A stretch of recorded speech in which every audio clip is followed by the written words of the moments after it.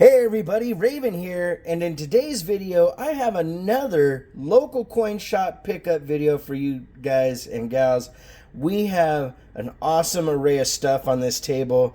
There's everything from CC Morgan's to a bankroll wrapped Libertad roll, and I'm just super excited, a little bit tongue twisted. Matter of fact, let's open this up and show you how amazing this really is.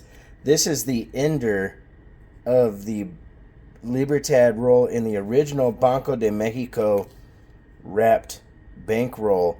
And I cannot wait to find out what year this is. I'm not sure because, well, one side's sealed and the other has the ender, the reverse on it. But that in itself was a heck of an investment, but definitely worth it because you rarely see these. If you see a roll, especially unopened, in your local coin shop or at a coin show and you can get a good price, jump all over it because it's definitely worth the investment. And let's get into this. So we have a 1945 Mexico un peso brilliant uncirculated. This is a gorgeous coin, 72% silver. To have in anyone's collection is definitely a nice one. On this table there's a little over $2,000 in coins and bullion here, so this is going to be a lengthy little video, but we got a lot of cool stuff. This next one is a 1 ounce vintage silver trade unit, 3/9 fine silver, and just really cool to get something like that. I don't see these very often, and when I do I make sure to grab them. We have a 1959 Mexico 5 pesos a Carranza, which is really cool, and 72% silver as well. I don't get a lot of the Carranzas, so when I see them, I grab them when I can. We have from 1944 Philippines. This is a 50 centavos. This one's in an AU to BU condition. Very cool coin and really neat one. A lot of history in the Philippine coins. We have a 1964 Greece wedding crown in brilliant uncirculated condition. This thing is really nice. I love the eagle on the back with the two heads on it. This thing is, like I said, just in awesome condition. We have a 1934 Panama Medio Balboa. There was only 90,000 of these minted. It's considered a key date, and from what I understand by my research, a lot of these were melted, and this one, believe it or not, I got this for pretty much a little bit over spot, which surprised me because it goes to show that not all coin dealers know what they have in their silver bins. 1948 Belgium 100 francs, a really cool coin here, up for grabs in the near future. You never know, it might end up in the deep stack. I gotta keep you guessing. 1872 un peso de Mexico. This is a really cool one. It's got a couple little rim dings and stuff, but for its age, it's not doing too bad at all. Let's go to the 1890 Carson City Morgan silver dollar. This one has a really dark patina on it. Very cool coin, and you can see the CC right there just above the dollar. Here, we'll try to get it to focus in a little bit better for you. Right there, CC. Very cool one to get my hands on. Matter of fact, there's two CC Morgans in today's video. We have an 1878 San Francisco AU-BU condition with a toned obverse and a beautiful blast white. Look at that reflection where it's catching my face there. That's almost a proof-like reverse on that. That thing is amazing. From 1794, we have an Irish halfpenny, which is called a Condor token. This thing is amazing and in just awesome condition for its age.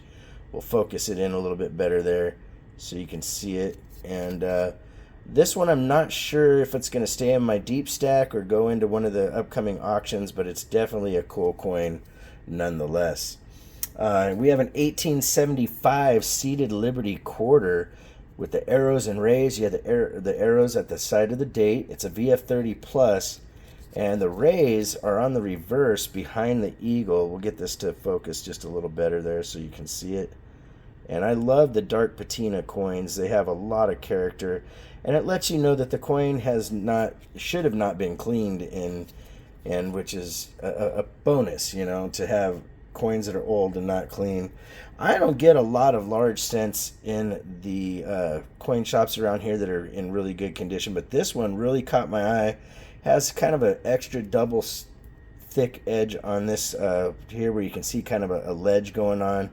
This is from 1854. The die is slightly rotated, as you can see. It actually rotated pretty significantly, in my opinion, but really, really cool coin. I'm not going to put a rotated die definition on it, but it does seem to be pretty close.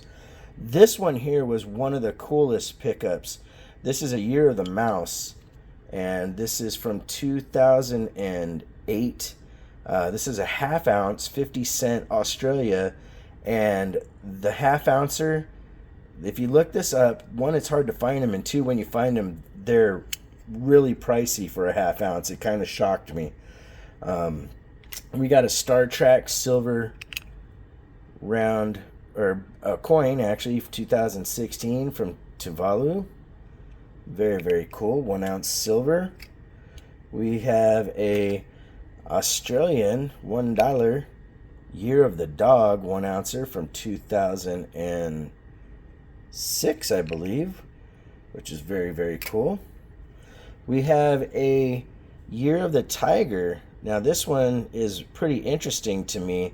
It says 2010 on this side, and when you reverse it, lo and behold, it says 2007. I've done some research on these. I could only find 2 being sold at any time, and again, these went for a pretty high premium and is a pretty cool coin, but I was still shocked at what the price was when I picked it up, to be honest. But I thought it was just so cool that I decided to get it. Then we have a beautiful 1937 Denver Oregon Trail $half commemorative. This thing has beautiful toning on the obverse and the reverse, and the Denver Mint mark is right there in front of my finger by his feet. These are just a beautiful series, and I really, really do like the commemorative $half. You know, when you can find them in good condition. The Oregon Trail ones, every time I see them at shows, they're up there in price, you know, but pretty cool. All right, so we have an 1885 Morgan MS62 Plus with proof-like fields and of reverse and obverse. You can see how frosty the eagle is and how nice and frosty the face on the Morgan is. I would say this would probably go at least to MS63, maybe even higher. Just depends on how lucky you get when you send your coin in for grading.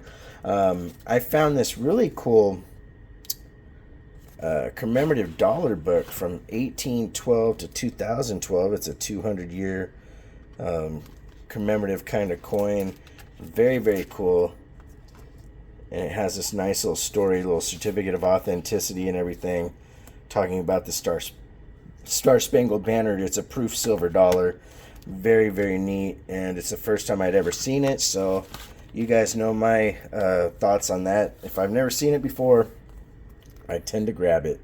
We have a 1925-1926 piece dollar collection here, and these 2 piece dollars are in beautiful condition, and it comes with a book and has some stamps and a story about everything about the piece dollar, and just very, very, very cool little 2-coin set right there. And then I got a Austria Maria Theresa Thaler coin, and this one is pretty darn cool. Their date of original date of issue is 1780, and this has the certificate of authenticity and everything. Is minted by the government it represents, as it says. Just a neat coin, and I think this is a reprint, if I remember. Oh no, it's saying it's only 1780. I kind of doubt that that's completely 1780, because I see that X there. I think that X is when it's a replica. But 2 of these are really cool. Now I know this one's a real coin because it's only from 1965, and One of the things about the 1965 Canadian silver dollars that you want to look at is the 5. There are a couple of varieties, and this one is the blunt. Right there, as you can see, the 5 has a very distinct kind of squared off serif there, and the other ones kind of hook up like almost like a J. So that's something to look out for in your Canadian silver dollars if you didn't already know about the varieties that exist. But those are all really cool little coins. This next one is a super old annex. This is a really cool 1941 Mercury dime, MS64, full split bands. It has some toning starting on the obverse, but a beautiful, beautiful coin. And like I said, it has full split bands. It actually, the reverse is just is toned even more. So very cool coin. I know I say cool coin a lot, but I try to make sure I get coins that everybody, that I would love to have in my own collection, of course, because like I said, some of these go into my deep stack. And the next coin up is a 1944 MS64 PCGS slabbed and certified Mercury silver dime, another nice one. We have a 1935 Denver AU55 NGC slabbed and certified. This one is a beauty and more of a sought after year, a little bit less mintage on that one. And then we have a 1943 MS65 Walking Liberty PCGS slabbed and certified. MS65 is a great grade for a walker, but the nicest one is the 43 or 45 Denver MS66, ladies and gentlemen. That is a very, very nice walking lib, and it's certified by NGC. And then we have one of the PCGS old school green label 1944 Denver MS65 red Lincoln wheat cent. This thing is gorgeous, my friends, and a really, really cool find. That green label itself causes a certain amount of demand for it because people do collect slabbed coins because of their labels. Now this one here is beautiful. This is the George T. Morgan $100 Union. Proposed design was struck in 2014. It's a private issue, 1 ounce silver, and it's ultra cameo gem proof. So that is a very, very nice coin, and you don't see those really ever, to be honest. Same thing right here. This is the Chicago ANA, their coin show release up there, and this is a 2014 Tuvalu Augustus St. Gaudens PF70 Ultra Cameo. A very, very nice coin and very limited from what I understand. Just it's the first time I'd seen one, so I jumped all over it. Of course, last but definitely not least is this Morgan silver dollar 1884 with the certificate. It was graded a long time ago, and it's a they say it's a VAM4 R3 brilliant, well struck, frosty original box with papers. And check this out, my friends. This thing is very, very nice, and like it said, it's a VAM number 4, so you can look that up and see what that entails. But this should grade at least 63 higher. I think it's going to go 64 to 65. But again, it's all the luck of the draw these days with getting things graded. But this one is a awesome piece to have in anybody's collection. Matter of fact, when this was graded, this is graded a long time ago because the price on there says $200 for the value, which means nowadays how much these go for, especially with a variety. These ones I won't say right now. You can look it up, but I'll give it a rough estimate of being over $450 to probably close to 600, depending on where you see it for sale and if you can get that specific variety. All right, ladies and gentlemen, if you want to correspond, it's ravenhawkcoins@gmail.com. Our P.O. Box is 721-296, Norman, Oklahoma 73070. Like always, please make sure to take care of one another, and we'll see you real soon. Ravenhawk Coins Have a great day.